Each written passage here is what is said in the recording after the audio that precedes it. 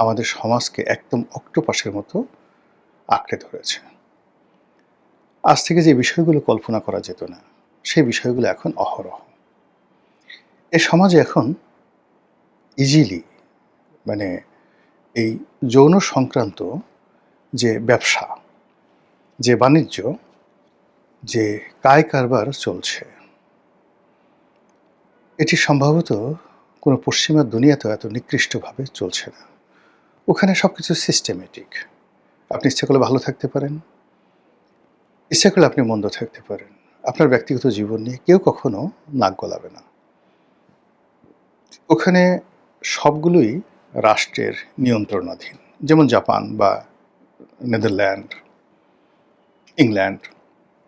সেখানে সমকামিতা আছে, সেখানে পতিতাবৃত্তি আছে, মেয়ে পতিতা, পুরুষ পতিতা সেটা আছে।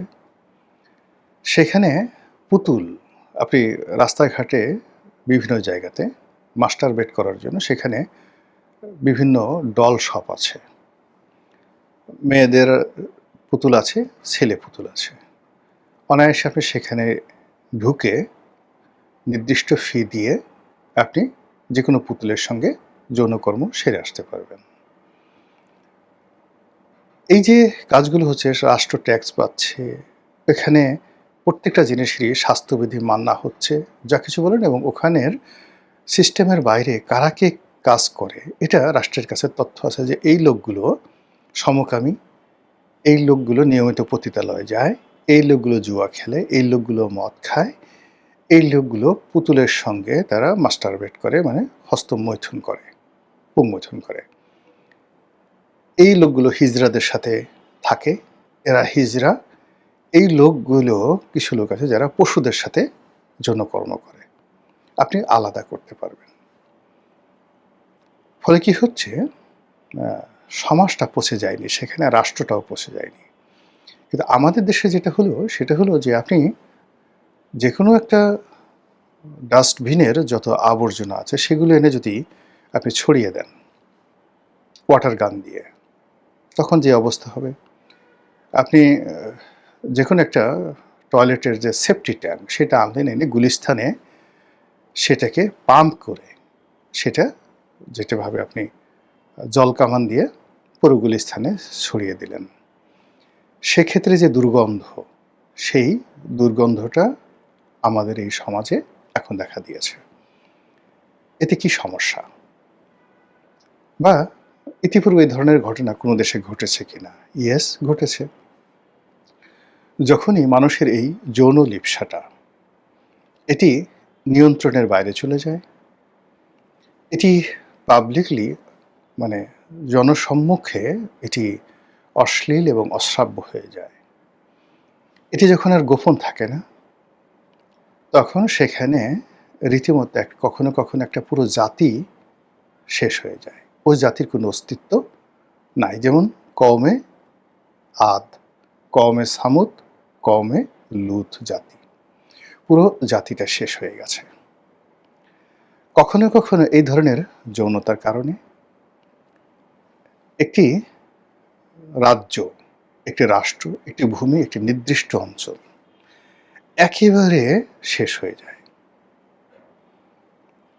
একটা সময়তে ধরুন সাহারা অঞ্চল, মরুভূমি অঞ্চল, এই অঞ্চলটি জনবসতিতে পরিপূর্ণ ছিল।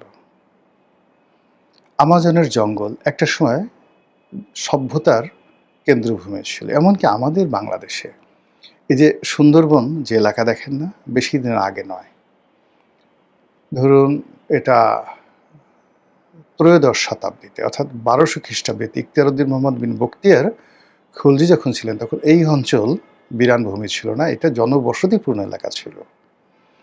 এবং সুন্দরবনের গহীন অরণ্যে অনেক মন্দির পাবেন, অনেক প্রত্নতাত্ত্বিক নিদর্শন রয়েছে সেখানে। ধ্বংস হলো কেন? সেখানে বনভূমি হলো কেন? খুঁজে দেখেন।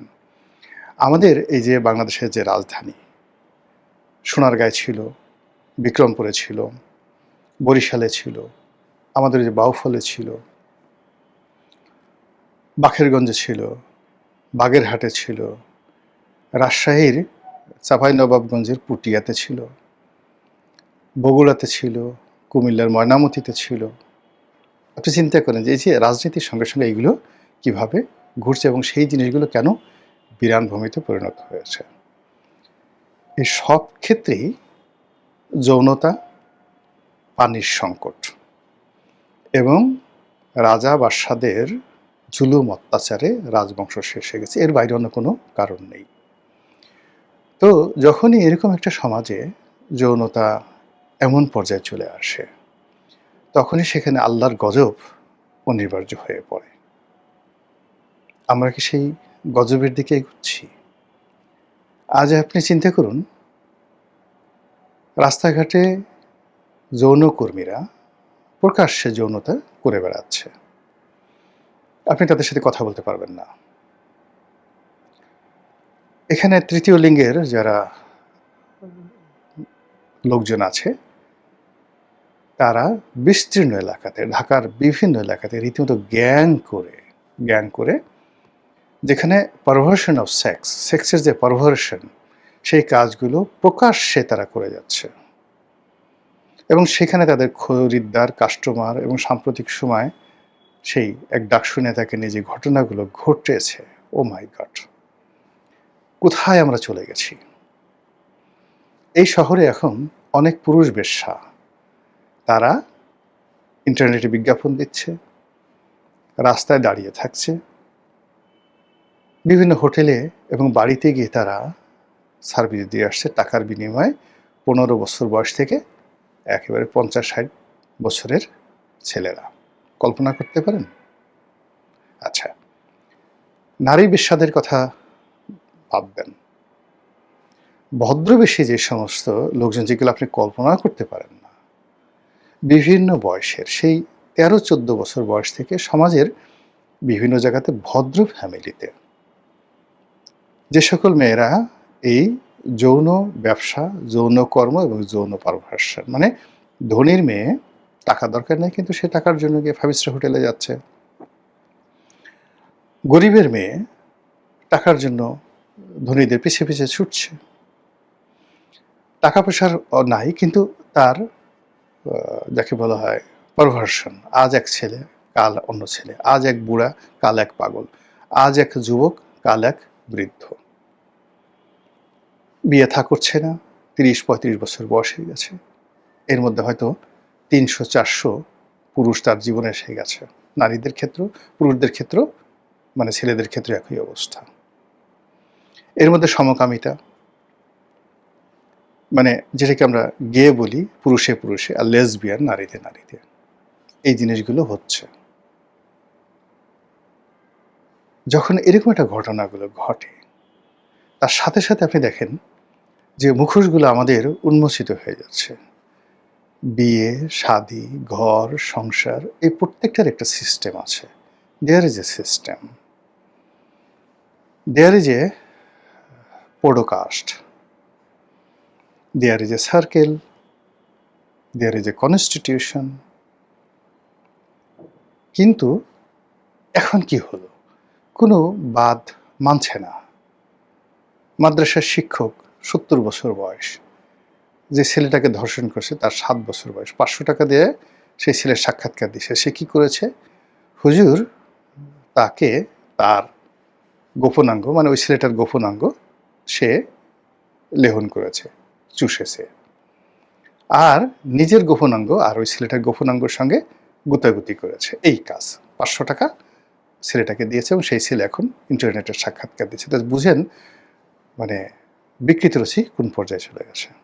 জামাতের যে সংসদ সদস্য, 75 বছর বয়সী একজন মানুষ, একাধিক নারীকে নিয়ে যে সে প্রতিনিয়ত হোটেলে যাচ্ছে, হোটেলে গিয়ে হোটেলের লবিতে, লিফটের মধ্যে, তারপরে বিভিন্ন রুমের মধ্যে সে যে আচরণগুলো করছে, আমাদের তো ধরেন কি বলবো, এমনও তো চন্দ্রগুপ্ত যাকে বলা হয় মৌর্যর সেইখানে গণিকা বৃত্তি একটা মন্ত্রণালয় ছিল, গণিকা মন্ত্রণালয়, কিন্তু সেখানে তো যেখানে পতিতাদের জন্য আলাদা একটা মন্ত্রণালয়, একটা আলাদা মিনিস্টার, গণিকা মন্ত্রী ছিল, এবং গণিতিকাদের সারা ভারতবর্ষে একটা অ্যাসোসিয়েশন ছিল, তাদের পক্ষ থেকে একজন প্রতিনিধি রাজপ্রাসাদে মানে রাজার দরবারে উপস্থিত থাকতে পারতো। এটা এই ভারতবর্ষে ছিল।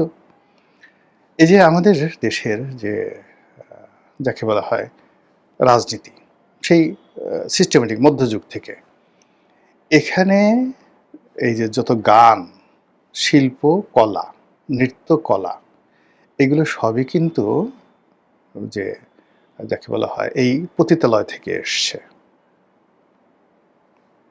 অনেক মানে যে মানে গান ঠান যাকে বলা হয়, আপনি এই যে আমরা কাননবালা দেবীর কথা বলি, বিখ্যাত গায়িকা, জন্ম কোথায়? পতিতালয়ে জন্ম। একটা সিস্টেমের মধ্যে তারা সেই জিনিসগুলো চলেছে। আপনি গিয়ে দেখেন পাখিজা সিনেমা দেখেন, বুঝতে পারবেন যে মিনা কাবারি সে পাখিজা। আপনি সিনেমা যদি দেখেন, ওমরাও যান সিনেমা দেখেন, আপনি বুঝতে পারবেন যে আমাদের এই জিনিসগুলো কেমন অবস্থায় ছিল। কিন্তু এখন কি হচ্ছে? এখন এটা তো মানে কোনো অবস্থাতেই এটা আপনি কোনো একটা সিস্টেমের মধ্যে ফেলতে পারবেন না। রাজারা ৪০০-৫০০ মানে হেরেমে তাদের নারী থাকতো। সম্রাট জাহাঙ্গীরের ৮,০০০ নিয়মিত দাসী ছিলেন। কত সংখ্যক ২ ডজন ৩ ডজন স্ত্রী ছিলেন। সেটা নিয়ে তো কখনো টু শব্দ হয়নি, because there is a system, একটা পোর্টফোলিও। কিন্তু এখন কি হচ্ছে, একজন মন্ত্রী সে মানে যে কাজগুলো করছে কাপড় চোপড় খুলে এবং সেই ছবি নিজে বিকৃতভাবে সব জায়গায় ছড়িয়ে দিচ্ছে, নিজে দিচ্ছে, প্রেমিক দিচ্ছে, যে যার মতো করে অবস্থায় কাজগুলো করছে। এই যে আমাদের মনের বিবর্তন, মানসিকতার বিবর্তন, ব্যক্তিত্বের বিবর্তন এবং একান্ত ব্যক্তিগত বিষয়গুলো কখনো সে নিজে নারী বা পুরুষ সে নিজে মানুষকে জানাচ্ছে, যেটা আমাদের সমাজে কখনো ছিল না। আর মানুষ হুমড়ি খেয়ে পড়ছে সেগুলো জানার জন্য।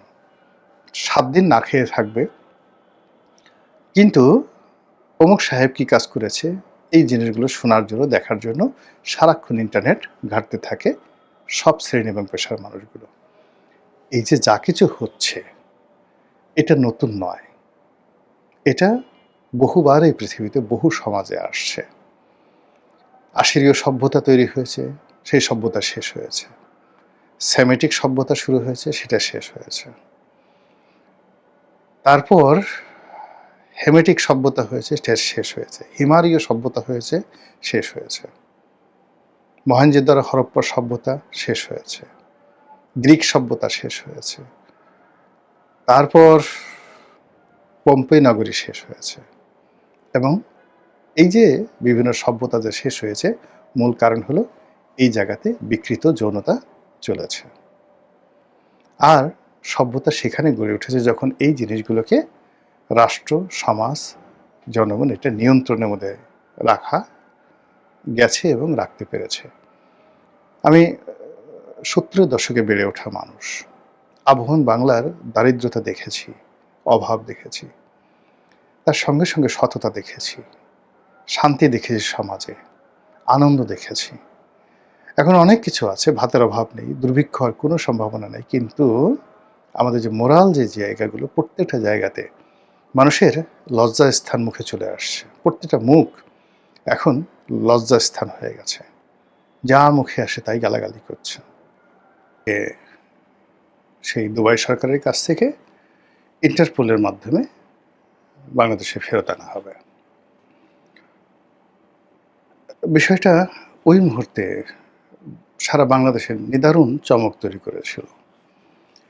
অবস্থা দৃষ্টিতে মনে হচ্ছিল যে বাংলাদেশ একটা নতুন এরার মধ্যে ঢুকে গেল, নতুন একটা যুগে ঢুকে গেল।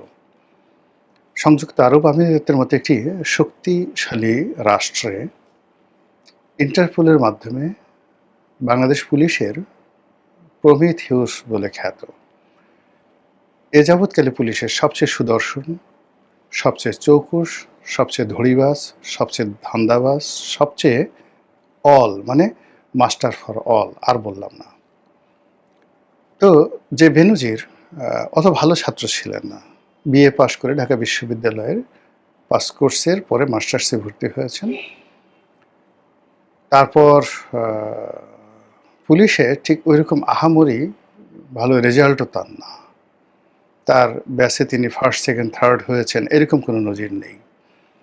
এরকম একজন মধ্যম মানের পুলিশ কর্মকর্তা অথচ তিনি তার কর্মজীবনে যে গ্র্যান্ড ভিক্টরিগুলো করেছেন দেশে দেশের বাইরে, তিনি জাতিসংঘে দীর্ঘদিন কাজ করেছেন, ইন্টারপোলের সাথে কাজ করেছেন, শান্তিরক্ষী মিশনের সাথে কাজ করেছেন এবং বড় বড় পদে, যেখানে বাংলাদেশের খুব অল্প সংখ্যক কর্মকর্তা এরকম বড় পদে কাজ করেছেন।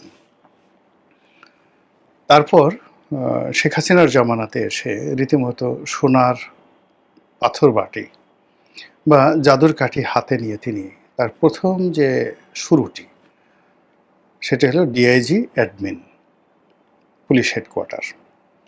মানে ডিআইজিদের মধ্যে এর চাইতে বড় কোনো পদ আর নেই। এরপর ডিআইজি এডিশনাল আইজি অ্যাডমিন, এরপর ঢাকা মেট্রোপলিটন পুলিশ কমিশনার দীর্ঘদিন, তারপর ডিজি র্যাব, তারপর আইজি। আমার কাছে মনে হয় না যে বাংলাদেশের পুলিশের ইতিহাসে এতগুলো সৌভাগ্য, এতগুলো পদ, এতগুলো পদবি নির্বিঘ্নে, নির্ভাবনায়, নিশ্চিন্তে কোনো পুলিশ কর্মকর্তা ভোগ করেছেন এরকম কেউ নেই।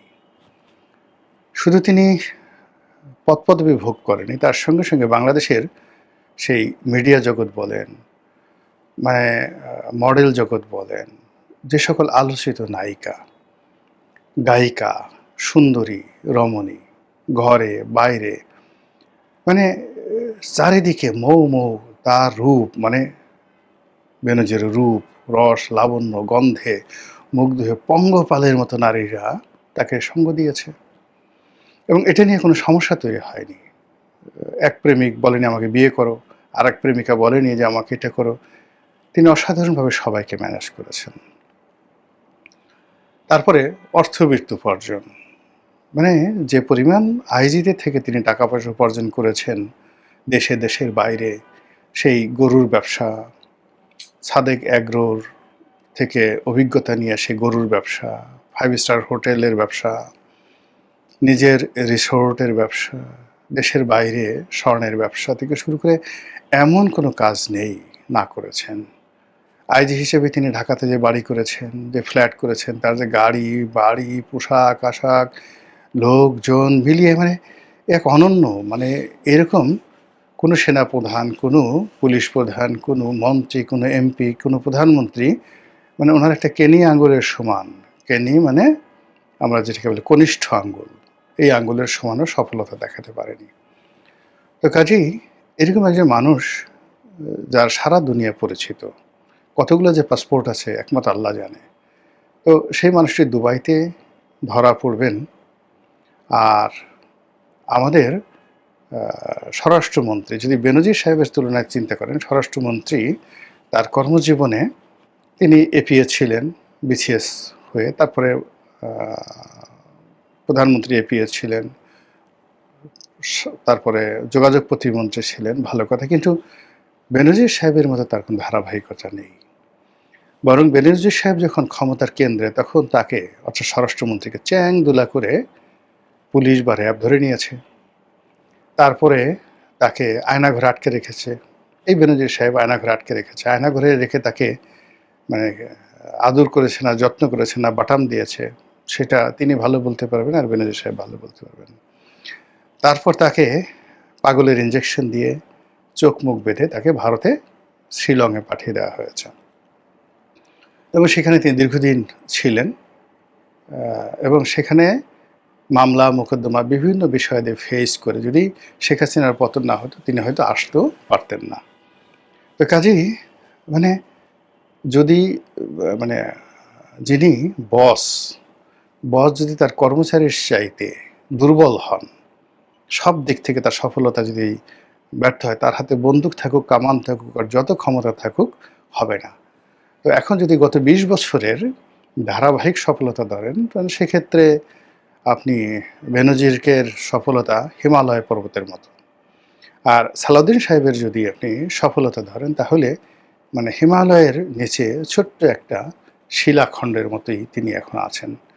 তো সেখানে তিনি, তার মন্ত্রণালয়, তার পুলিশ বাহিনী ইন্টারপোলকে ব্যবহার করে দুবাইতে তাকে গ্রেপ্তার করে ফেলেছে এবং বাংলাদেশে নিয়ে আসবে, এটা রীতিমতো আমি একেবারে অবাক হয়ে গেছি। তারপর আমি চিন্তা করেছি যে আচ্ছা ঠিক আছে, আমি ফেসবুক স্ট্যাটাস দিলাম যে এটা বাংলাদেশে একটা বিরাট সফলতা এবং বেনজিরকে এনে বাংলাদেশে যদি বিচার করা যায় তাহলে যাকে বলা হয় একটা নতুন যুগের সৃষ্টি হবে।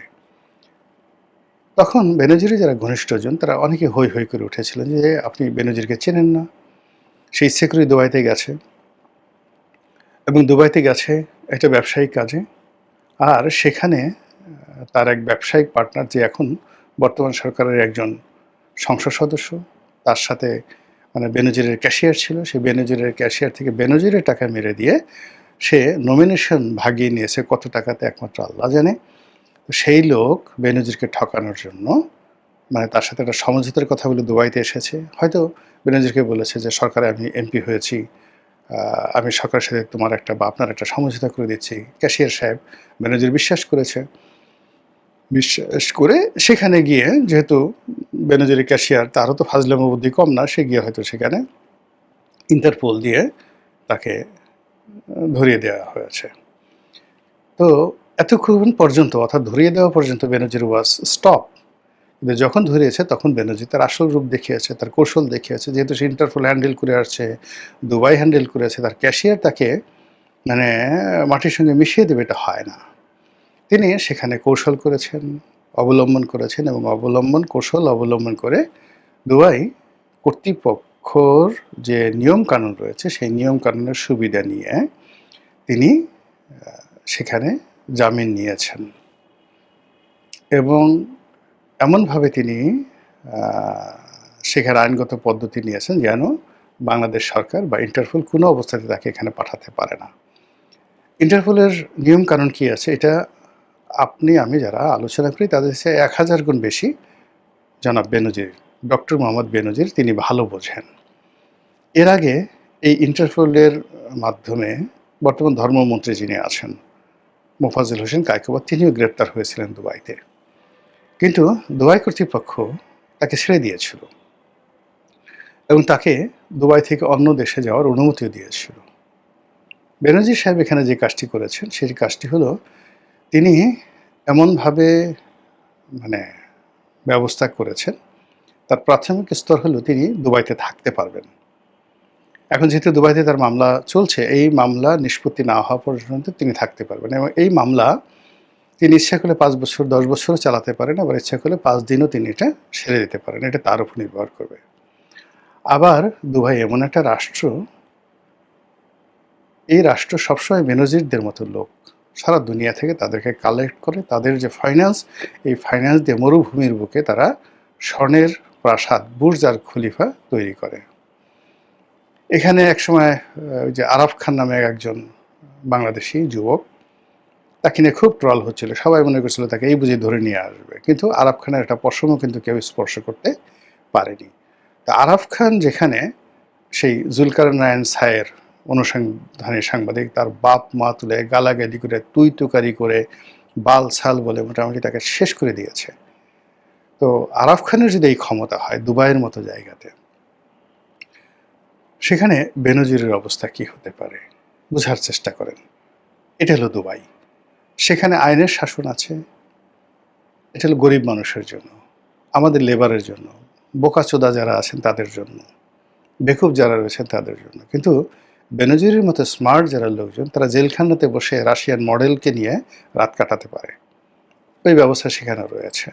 জেলখানা থেকে বের হয়ে সে আজ লেবাননের মেয়ে, কাল বাংলাদেশের মেয়ে, পরশুদিন অমুক। বাংলাদেশ থেকে যারা যারা দুবাইতে যায় চামড়া ব্যবসার জন্য, এদের সবাইকে তিনি সেখানে নিয়ে ওখানে তার একটা বিলাস বহুল সেই যে ইয়োটে বসে তিনি, যাকে বলা হয় ওই আলু লিয়েলো, যে বিখ্যাত নানা পাটেকারের যে সিনেমা, ওইরকম দৃশ্য তিনি সেখানে চিত্রায়িত করতে পারেন। তো সেই কাজগুলোই সম্ভবত ঘটতে যাচ্ছে। আর মধ্য থেকে আমরা কি হলো, আমরা যারা ভেতো বাঙালি খুব সহজে হতাশ হয়ে যাই, আবার খুব সহজে আনন্দিত হয়ে যাই। তাদের মুখে এই বেনজির সাহেব সেই বাংলাদেশ থেকে চলে যাওয়ার পরও তিনি যেভাবে চপেট আঘাত দিলেন, এটা খুবই একটা খারাপ কাজ করেছেন। তিনি বাংলাদেশে যখন শেখ হাসিনার জামানাতেই তিনি বাংলাদেশ থেকে চলে গেলেন, শেখ হাসিনা থেকে প্রাণান্ত চেষ্টা করেছিল গ্রেপ্তার করার জন্য। তারপর এত বড় একজন স্বৈরাচার, এত তার ক্ষমতা, তিনি শত চেষ্টা করে বেনজিরকে ধরতে পারেনি, বেনজির একটা পশম স্পর্শ করতে পারেনি। একেবারে বুক ফুলিয়ে এয়ারপোর্ট দিয়ে তিনি চলে গেলেন, দেশের বাইরে চলে গেলেন, এবং দেশের বাইরে গিয়ে তিনি রাজার মতো সারা দুনিয়া ঘুরে বেড়ালেন। তো সেই আমলে শেখ হাসিনা যেতে পারেনি, এখন স্বরাষ্ট্রমন্ত্রী সেটা পারবেন বা অন্যান্য যে লোকজন পারবেন, আমরা অবাস্তব হলে আমরা বিশ্বাস করেছিলাম। কিন্তু একই হলো। এখন যে সমস্ত কথাবার্তা শুনছি, স্বরাষ্ট্রমন্ত্রী বলছে জামিন বাদ দেওয়ার জন্য আমরা লবিস্ট নিয়োগ করেছি, এই সমস্ত কথাবার্তা বোগাস, এগুলোতে কোনো লাভ হবে না। আমরা তার চেয়ে বরং বেনজিরকে আল্লাহ রাস্তায় ছেড়ে দেই। আল্লাহ যদি কোনোদিন দয়া করে তাকে ফেরত আনে, তখন আমরা তাকে আচ্ছা